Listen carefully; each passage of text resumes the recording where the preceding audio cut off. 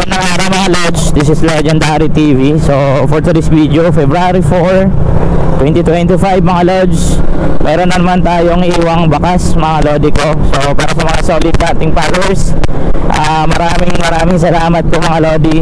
Road to 16,000 followers na po tayo. So konting na lang mga Lods, pare-reach na natin yung 16,000 followers. So ayun mga Lodi, andawin na tayo papunta doon sa paglalagyan natin ng bakas.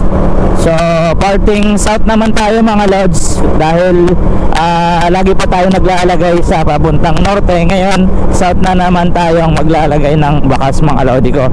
So isang side mirror ulit mga Lods, ayan, para sa mga solid nating followers, side mirror at saka merong sticker sa loob mga Lods. So ayan, paunahan na lang mga Lodi, no? So abangan na lang sa video natin pag nandun na tayo sa location natin.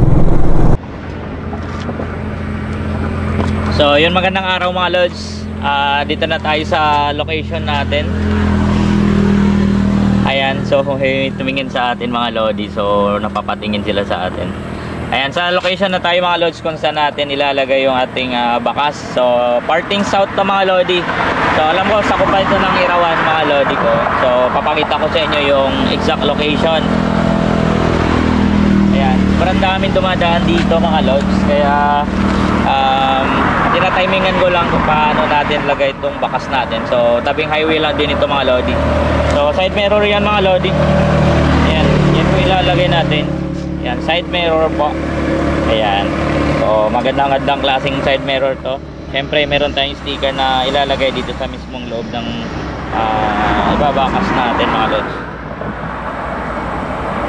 So siksik na natin yung sticker sa loob para hindi natin makalimutan.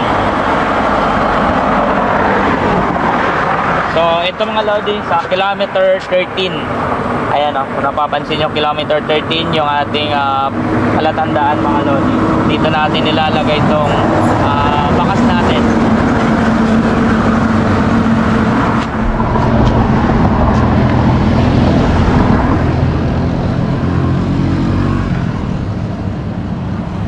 Sobrang daming dumadaan dito mga Lods. Tinitingnan kasi tayo.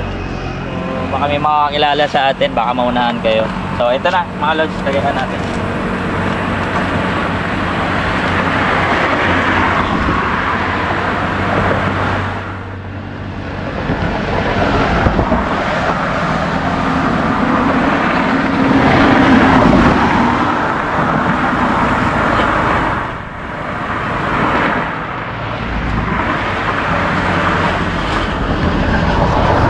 So yun mga Lods, nailagay na natin yung bakas natin. So sa mismong kilometer 13 na yan, andun po sa likod niya nilagay natin.